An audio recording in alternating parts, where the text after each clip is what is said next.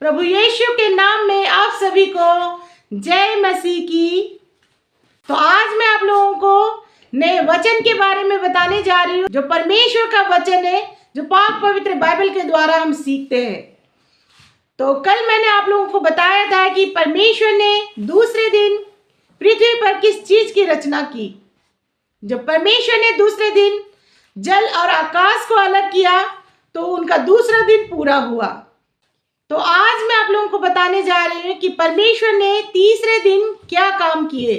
तो हम देखेंगे पवित्र बाइबल के द्वारा कि परमेश्वर ने तीसरे दिन पृथ्वी पर किस चीज की रचना की।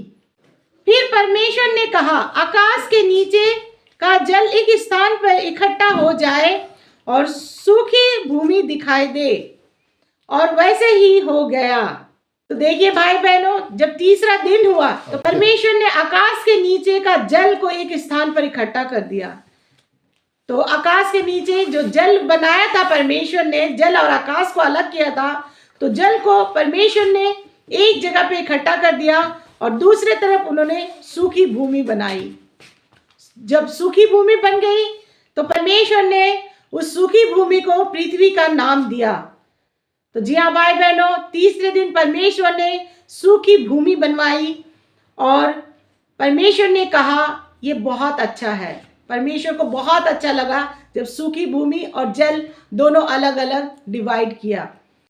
तो आगे आप देखेंगे, फिर परमेश्वर ने कहा, पृथ्वी से हरी घास तथा बीज वाले छोटे छोटे पेड़ और फलदायी वृक्ष भी उन्हीं में एक एक की जाति के अनुसार पृथ्वी पर उगाए, और वैसे ही हो गया।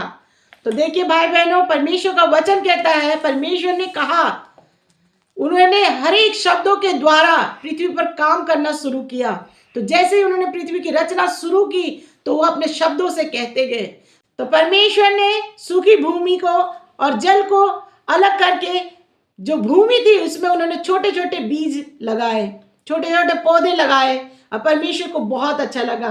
परमेश्वर ने घास, पेड़ पौधे तीसरे दिन उगाना शुरू कर दिया। परमेश्वर को बहुत अच्छा लगा कि पूरी पृथ्वी हरी भरी हो गई, सुंदर दिखने लगी। परमेश्वर ने जो भी चाहा वही उन्होंने कहा और वो होना शुरू हो गया। तो देखिए भाई बहनों, मैं हमेशा यही कहती हूँ आप लोगों से कि अपने मुंह से अच्छे शब्दों को निकालिए।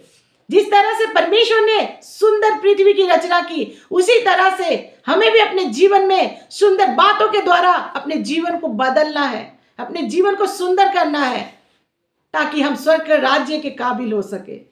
अगर हमें स्वर्ग के राज्य को पाना है तो अपने शरीर को शुद्ध करना है, पवित्र बनाना है, क्योंकि परमेश्वर का वचन कहता है, मैं पवित्र हूं तो तुम भी पवित्र बनो।